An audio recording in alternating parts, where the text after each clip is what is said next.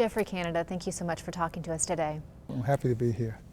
Now, the New York Times has said you are doing one of the most ambitious social experiments of our time. Tell us about your mission.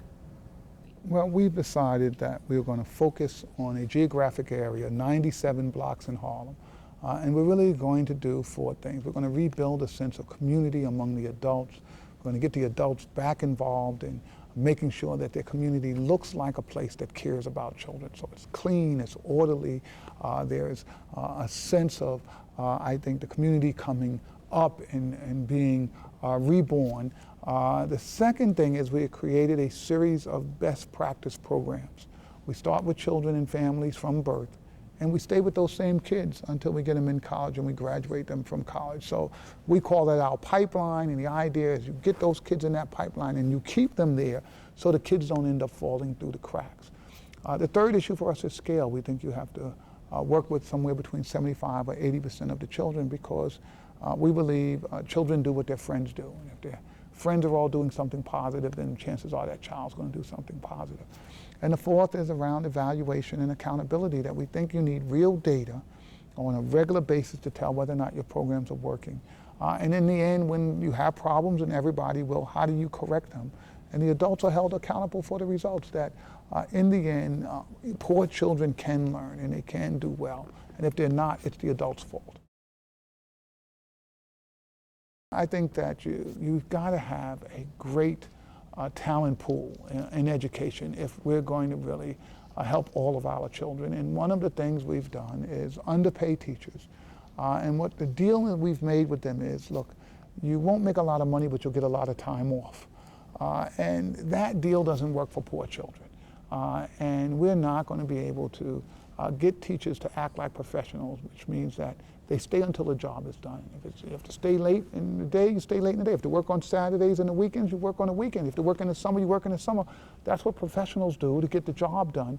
We need teachers with that same sense that this is my profession, and I am paid to make sure these kids are successful. So we think that this issue of paying teachers well, but then having them act like professionals, is something which is critical if we're going to improve schools. You've said in one of your previous interviews that when people visit your school and see the kids speaking in 3 different languages, and they're just saying, oh wow, these kids are so smart, but you say that these are just regular kids. What is the difference between these kids in Harlem and, say, some kids in rural Oklahoma? I think one of the challenges that we face in most children who come from families that haven't had generations going to college and don't have a lot of money, is that there is a lowered sense of expectation of what these children can accomplish. And in starting in our preschool, the opportunity for kids to learn in 3 languages. One of the things we wanted to demonstrate is that so many of our kids enter kindergarten, even in their own language, they're not proficient. And we could get kids proficient in 3 different languages.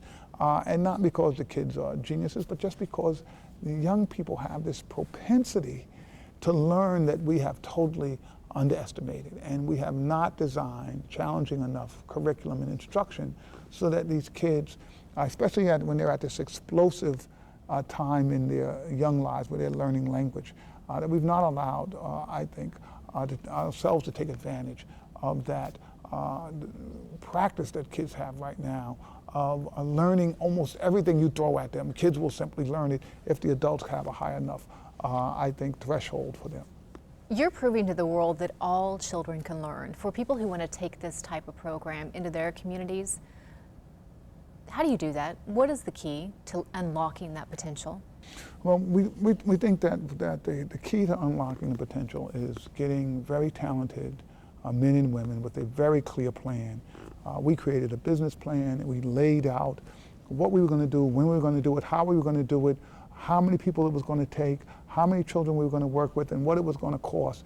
And then we managed against that plan. So we think the first step is to really come up with a very clear business plan that lays out where you're going to do this and what it is you're going to do, that you look at the logic model of saying, this is why we think in doing this strategy it's going to produce these results. And then you find really smart and talented people to hire to then execute against that plan that's been developed. Geoffrey Canada, it's been a pleasure. Thank you so much. Thank you. It's been my pleasure.